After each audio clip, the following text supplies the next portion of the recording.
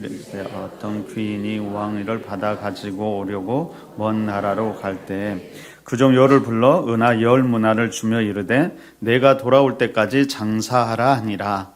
그런데 그 백성이 그를 미워하여 사지를 뒤로 보내어 이르되 우리는 이 사람이 우리의 왕됨을 원하지 아니하나이다 하였더라. 귀인이 왕위를 받아 가지고 돌아와서 은하를 준 종들이 각각 어떻게 장사하였는지를 알고자 하여 그들을 부르니 제가 나와 이르되 주인이여 당신의 한 문화로 10문화를 남겼나이다. 주인이 이르되 잘하였다. 착한 종이여 내가 지극히 작은 것에 충성하였으니 10고울 권세를 차지하리라 하고 그 둘째가 와서 이르되 주인이여 당신의 한 문화로 5문화를 만들었나이다. 주인이 그에게도 이르되 너도 5고울을 차지하라 하고 또 한 사람이 와서 이르되 주인이여 보소서 당신의 한 문화가 여기 있나이다. 내가 수건으로 쌓아두었나이다. 이는 당신의 엄한 사람인 것을 내가 무서워함이라. 당신은 두지 않은 것을 취하고 심지 않은 것을 거두나이다. 주인이 이르되 악한 종아 내가 내 말로 너를 심판하노니 너는 내가 두지 않은 것을 취하고 심지 않은 것을 거두는 엄한 사람인 줄로 알았느냐. 그러면 어찌하여 내 돈을 은행에 맡기지 아니하였느냐. 그리하였으면 내가 와서 그 이자와 함께 그 돈을 찾았으리라 하고 곁에 섰는 자들에게 이르되 그 한 문화를 빼앗아 10문화 있는 자에게 주라 하니 그들이 이르되 주여 그에게 이미 10문화가 있나이다. 주인이 이르되 내가 너희에게 말하노니 무릇 있는 자는 받겠고 없는 자는 그 있는 것도 빼앗기리라. 함께 읽습니다. 그리고 내가 왕됨을 원하지 아니하던 저 원수들을 이리로 끌어다가 내 앞에서 죽이라 하였느니라. 아멘. 자, 오늘 본문은 이제 예루살렘 여행기의 마지막 부분입니다. 당시 이제 예수님이 삭개오의 집에 계셨던 것 같아요. 그래서 이제 곧 예루살렘으로 들어가시고 하나님 나라를 이루려고 하십니다. 근데 많은 사람들이 당시에 이 하나님의 나라, 예수님의 예루살렘에 들어가시는 것에 대해서 오해하고 있었던 것 같습니다. 여러분 11절을 보니까 사람들이 이는 자기가 예루살렘에 가까이 오셨고 하나님 나라가 당장에 나타날 줄로 생각하고 있었다라고 이야기하고 있습니다. 여러분 그들은 지금 예수님께서 예루살렘에 들어가기만 하면 당장에 하나님 나라가 이 땅에 임할 것으로 생각했던 것이죠. 근데 단순히 그 때만이 아니었습니다. 여러분 그들이 생각하는 하나님 나라 자체도 예수님의 생각과는 달랐던 것이죠.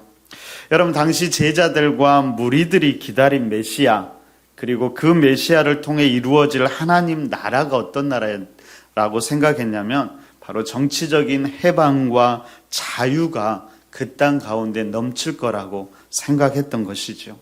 그럼 다시 말하면 이제 예수님께서 예루살렘에 들어가시기만 하시면 곧장 로마 제국을 전복시키고 유대인들에게 해방과 자유를 가져오면서 바로 그곳 가운데 메시아의 왕국을 건설할 것으로 생각했던 것입니다. 하지만 예수님이 생각하고 이루려고 했던 하나님의 나라는 그렇지가 않았죠. 여러분 삭개오와의 만남에서도 예수님은 이렇게 이야기합니다. 10절에 보니까요. 인자가 온 곳은 잃어버린 자를 찾아 구원하려 함이니라 라고 이야기하죠. 그러니까 잃어버린 자를 찾아 구원하는 것, 바로 이것이 예수님이 이루시는 하나님 나라의 핵심이었다라는 겁니다. 이후에 예수님께서는 한 비유를 들려주시는데 바로 이 비유를 통해서 예수님은 하나님 나라가 언제 임하는지, 그리고 그 때를 앞두고 이 땅에 남겨진 제자들이 무엇을 해야 되는지를 우리에게 말해주고 있습니다. 자, 오늘 본문은 그리고 그 비유는 이렇게 시작하지요. 우리 12절을 볼까요? 12절에서 이렇게 이야기합니다. 이르시되 어떤 귀인이 왕위를 받아 가지고 오려고 먼 나라로 갈 때에, 여러분 이 말씀은 당시 이제 유대인들에게 한 가지 역사적인 사건을 떠오르게 했을 겁니다. 그것은 이제 유대 통치자였던 헤롯 왕이 죽은 후에 그의 아들 중에 한 명이었던 헤롯 아켈라오가 통치권을 받기 위해서 로마의 황제 아우구스투스를 찾아가게 됩니다. 당시에는 로마 제국의 승인만 있으면 황제 가문이 아니더라도 로마 관할 지역을 다스릴 수가 있었던 것이죠. 그렇게 헤롯 가문이 로마 황제의 승인을 받아서 팔레스타인 지역의 분봉왕으로 다스렸던 것입니다. 그런데 이제 헤롯이 죽고 나서 이 아켈라오가 아버지처럼 왕위의 책봉을 기대했지만 그가 너무 이렇게 폭정을 휘둘르자 유대인들이 한 50명의 사절단을 파송해서 그의 책봉을 반대하게 됩니다. 결국 황제가 아켈라오를 왕으로 삼지 않지요. 당연히 그가 돌아와서 정치적인 보복을 단행합니다. 하지만 그는 결국에 폐위되어 갈리아로 유배를 당하고 죽음을 맞이하게 됩니다.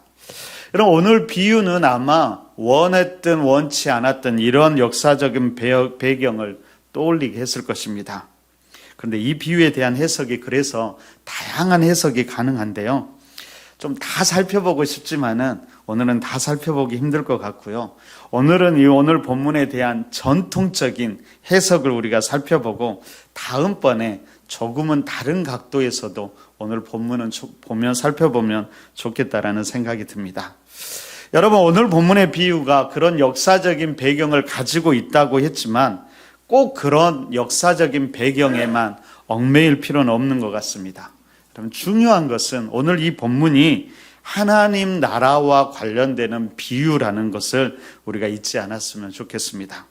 자, 오늘 본문에서 왕위를 받으러 가는 귀인이 누구로 볼 것이냐가 중요한데요.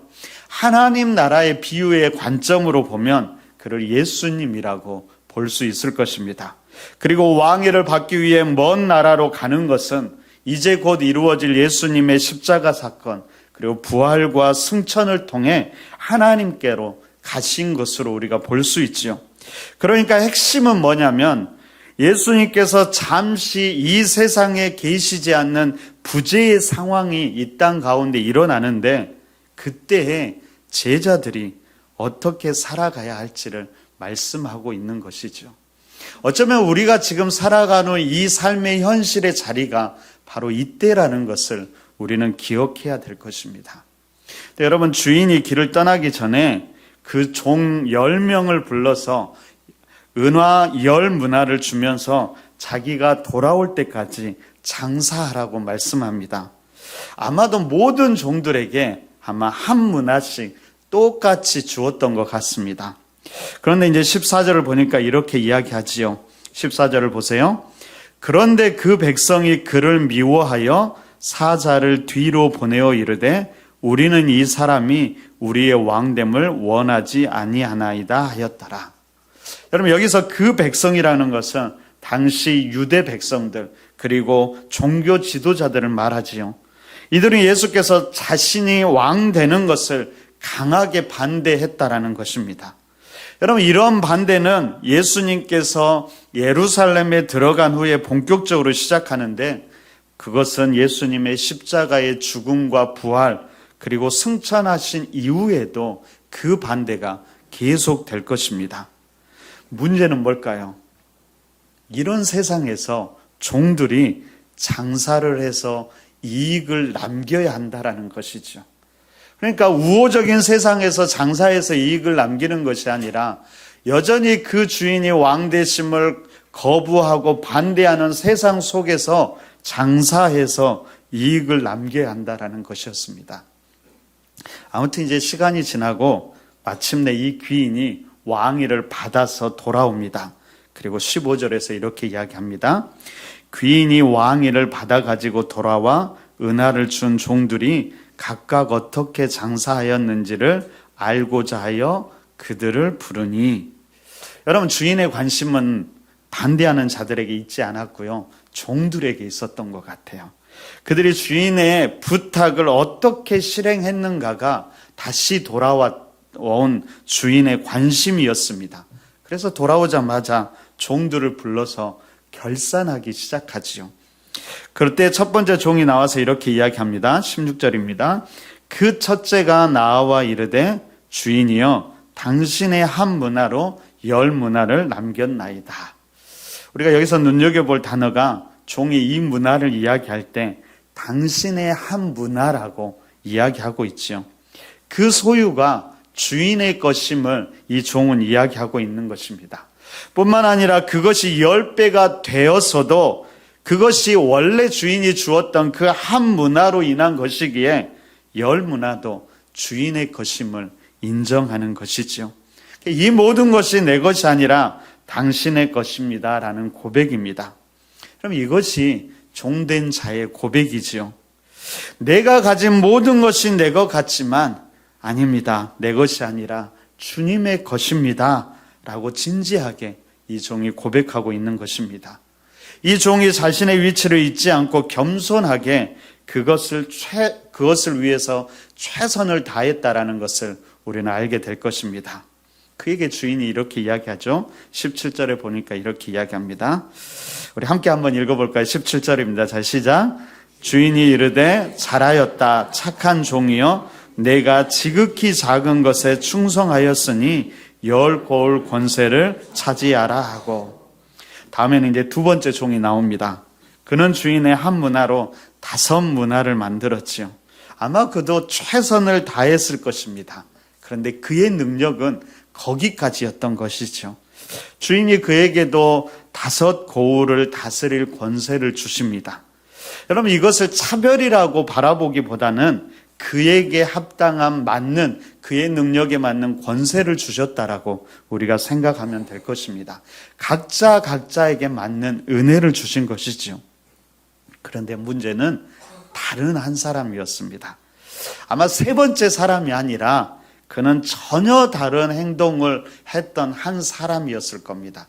10명 중에 아마 그런 사람이 몇 명이 있었는지 모르겠지만 그런 사람이 있었다라는 거죠.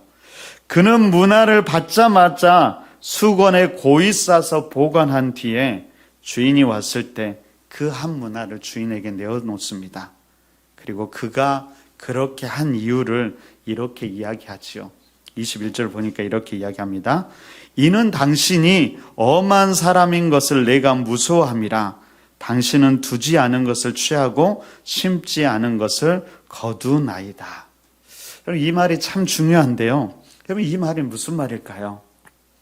돈을 수건에 쌓아놓은 이유가 주인 때문이었고요. 그 주인이 엄한 사람으로 생각해서 혹시나 손해가 나면 책망을 들을까 봐 무서워했기 때문이라고 이야기하지요.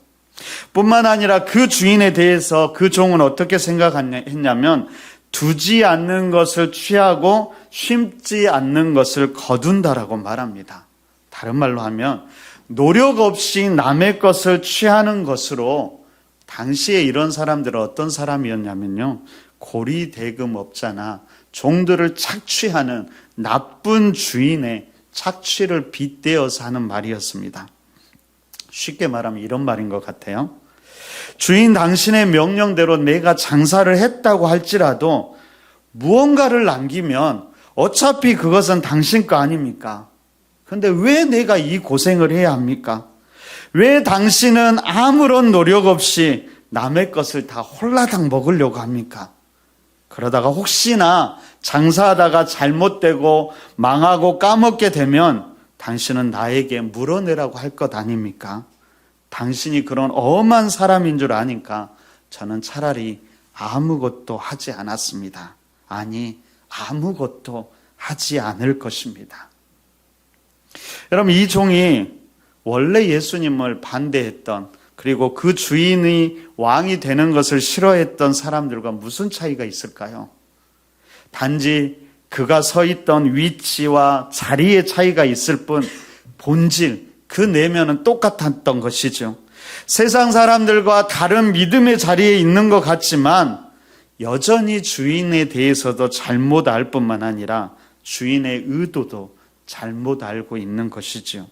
뿐만 아니라 주인의 주인됨을 인정하지 않고 있는 것입니다. 그러면 도대체 여러분 한번 생각해 보세요. 그 종은 그 시간 동안 뭘 했을까요? 그가 주인을 위해서 그 나머지 시간을 살았을까요? 장사를 못하니까 다른 일이라도 주인을 위해서 열심히 했을까요? 그럴 것 같지 않습니다. 아마도 그는 그 시간 동안 자신을 위해서 살아갈 뿐이었을 겁니다.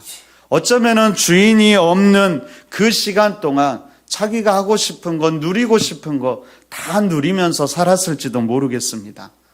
그래서 다시 주인이 돌아왔을 때 그를 악한 종이라고 불렀던 것이지요. 그리고 주인은 그 한 문화를 빼앗아서 10 문화를 가진 자에게 주라고 명합니다. 그리고 이렇게 말씀하시지요. 무릇 있는 자는 받겠고 없는 자는 그것도 빼앗기리라. 그리고 마지막에 자신의 왕됨을 원하지 아니하는 저 원수들을 끌어사가 내 앞에서 죽이라고 명합니다. 아마도 여기서 저 원수들이란 여러분 당연히 왕위를 반대한 백성들을 말하겠지요. 근데 뿐만 아니라 많은 신학자들은 그 안에 주인의 명령에 순종하지 못한 이 한 종도 포함되었을 거라고 이야기합니다. 예수님은 이 비유의 말씀을 마치시고 이제 예루살렘으로 들어가게 됩니다. 여러분 우리가 잘 알고 있는 이 비유의 말씀입니다. 여러분 이 비유를 통해 예수님께서 말씀하시고자 하는 것은 무엇일까요? 여러분 오늘 비유를 다시 한번 정리하면 이렇게 정리할 수 있을 것 같아요. 첫째로 여러분 이 비유에서 이 귀인이 왕위를 받으러 간 것처럼 여러분 하나님의 나라는 예수님의 예루살렘 입성 그리고 죽으심과 부활을 통해 분명히 시작되었지만 그것이 바로 완성으로 이어지는 것은 아닙니다. 이후에 예수님께서 승천하시지요. 그리고 다시 오실 것입니다. 그러기에 주님이 다시 오시는 재림의 때에 완전한 하나님의 나라는 이루어지게 될 것입니다. 그때까지는 우리에게 맡겨진 시간이라는 겁니다. 여러분 이 시간을 어떻게 보내느냐가 우리에게 너무나 중요합니다. 여러분 두 번째로 여기서 귀인은 모든 종들에게 동일한 한 문화씩을 주지요. 여러분 다시 말하면 이것은 각기 다른 달란트가 아닙니다. 모든 종들에게 주어진 기본적인 직무와 책임을 말하고 있습니다. 어느 누구도 피할 수 없다라는 것이지요. 믿는 자는 누구나 직분이든 성별이든 다른 모든 여하를 막론하고 하나님 앞에서 동등하게 감당해야 될 책임이 있다라는 것입니다. 세 번째로 그런데 우리가 살아가야 되는 삶의 현장은 예수님이 떠나서 때때로 예수님의 부재가 느껴지는 현실이라는 것이죠. 뿐만 아니라 이 땅에는 그 예수님의 왕되심을 거부하는 자들이 여전히 있는 곳입니다. 바로 그곳에서 우리는 우리에게 주어진 직무와 책임을 감당해야 하는 것이죠. 네 번째로 우리가 반드시 기억해야 될 것이 있습니다. 그것은 바로 주님이 반드시 다시 오신다라는 것이고요. 그냥 오시는 것이 아니라 왕권을 가지고 오셔서 이 땅을 심판하시는데 그때에는 상급과 심판이 있을 것이라는 것이죠. 상급은 청지기의 직무를 충성스럽게 감당하는 자들에게 주어지고 심판은 예수님의 왕권을 거역하는 자들뿐만 아니라 충성하지 않는 자들에게도 임하게 될 것입니다. 다섯 번째로 오늘 주님 앞에서 충성스럽게 살지 못한 그 한 종의 가장 큰 원인은 주님에 대한 그릇된 인식에서 시작되었다라는 것을 우리는 알게 됩니다. 바꾸어 말하면 주님에 대한 바른 인식이 우리에게 바른 태도를 만들어낸다라는 것입니다. 자, 그러면 결론적으로 여러분 우리는 이 기간 동안 무엇을 해야 할까요? 한마디로 다시 오실 주님을 기다리면서 장사해서 이익을 남겨야 하지요. 여러분 장사해서 이익을 남긴다는 것 무엇을 말할까요? 참 고민스럽더라고요. 근데 예수님께서 삭개오와의 만남 때 말했던 그 말씀을 다시 한번 기억했으면 좋겠습니다. 그럼 10절에서 이렇게 이야기하죠. 우리 한번 혹시 10절 띄워줄 수 있나요? 우리 함께 한번 읽어볼까요? 10절. 자, 함께 읽습니다. 자, 시작. 이와 같이 너희도 명령 것을 이거 말고요. 16장 앞에서 읽었던 거 10절은 이렇습니다. 제가 읽어드릴게요. 인자가 온 것은 잃어버린 자를 찾아 구원하려 함이니라. 여러분, 바로 이것이 예수님께서 이 땅에 오신 목적이고 이 땅에서 계속해서 힘쓴 일이었습니다. 뿐만 아니라 제자들을 마지막으로 부탁한 것도 한 영혼을 구원하는 것이었지요. 바로 이것이 하나님 나라를 이루는 기초가 될 것입니다. 우리가 지금 사순절을 보내고 있어요. 예수님께서 십자가의 길을 걸어가기 위해서 계속해서 예루살렘을 향하고 있는 것이죠. 그리고 고난주간을 보내고 부활주를 맞이할 것입니다. 그럼 우리에게 중요한 것은 무엇일까요? 그것은 바로 주님께서 우리에게 부탁하신 이 한 영혼에 대한 마음을 회복하는 것이라고 생각합니다. 여러분, 예수님께서 예루살렘에 들어가서 가장 먼저 한 일이 있었지요. 그것은 다른 것이 아니라 성전을 정화하는 것이었습니다. 여러분, 그때 예수님께서 이렇게 이야기하시죠. 46절에 보니까 이렇게 이야기합니다. 그들에게 이르시되 기록된 바 내 집은 기도하는 집이 되리라 하였거늘 너희는 강도의 소굴을 만들었도다 하시니라. 마가복음을 보니까요, 내 집은 만민을 기도하는 집이라고 칭함을 받을 거라고 이야기합니다. 예루살렘이, 하나님을 섬기는 예루살렘이 하나님의 기대, 예수님의 기대와 소망대로 맞아야 그 일에 힘써야 되는데 여전히 장사하고 이 땅 가운데 자기들의 이익을 누리기 위해서 장사하는 모습을 보면서 그것을 뒤집어 엎으면서 예수님께서 하신 말씀이지요. 만민들이 기도하는 집, 만민을 위해서 기도하는 집의 본질을 회복해야 한다라는 것이지요. 그렇다면 분명하지요. 우리 안에 성전 내 우리의 마음은 이 예수님의 기대와 소망, 부탁대로 그 한 영혼을 향한 마음, 온 땅의 생명들을 위한 마음으로 가득 차 있을까요? 아니면 여전히 다른 것들로 가득 차 있을까요? 여러분, 혹시 우리는 예수님을 믿고 예수님이 다시 오심을 믿는다고 말하면서도 여전히 우리의 관심과 마음이 다른 것으로 가득 차 있는 것은 아닌지 다시금 돌아볼 수 있어야 할 것입니다. 만약에 그렇다면 우리의 마음을 다시금 새롭게 할 수 있어야 하는 것이지요. 주님이 그것을 바라고 계십니다. 여러분, 지금 우리는 주님이 부재한 것처럼 느껴지는 시대를 살아갑니다. 그렇지만 우리는 분명히 믿지요. 주님이 다시 오실 것입니다. 그리고 하나님 나라를 완성하실 것입니다. 그런데 그때 주님께서 오늘 비유의 말씀대로 반드시 결산할 것입니다. 여러분, 중요한 것은 얼마를 남겼느냐 그 결과가 아니라 태도지요. 한 문화로 10문화를 남겼든지 한 문화로 5문화를 남겼든지 상관없습니다. 심지어 주인이 한 문화로, 그 종이 한 문화로 한 문화를 남겼다 할지라도 그를 칭찬하고 그에게 상급을 주었을 것입니다. 중요한 것은 결과가 아니라 얼마나 충성했는지 태도라는 것이죠. 마지막 한 종은 그 태도부터 잘못되었다라는 것입니다. 정말 쓸데없는 생각을 제가 말씀을 정리하다 해봤어요. 이 이야기는 안 해야 되는데 왜 했는지 모르겠는데, 수건으로 한 문화를 싼 사람, 이 복음이란 관점에서 보면 어떤 사람일까? 그리고 예수님이 그렇게 이야기하죠. 그러면 차라리 은행에 두어서 이자라도 취하지 왜 그렇게 하지 않았냐고 책망합니다. 은행에 돈을 넣어서 이자를 취한다는 건 무엇일까? 정말 쓸데없는 생각입니다. 그런 생각을 해봤습니다.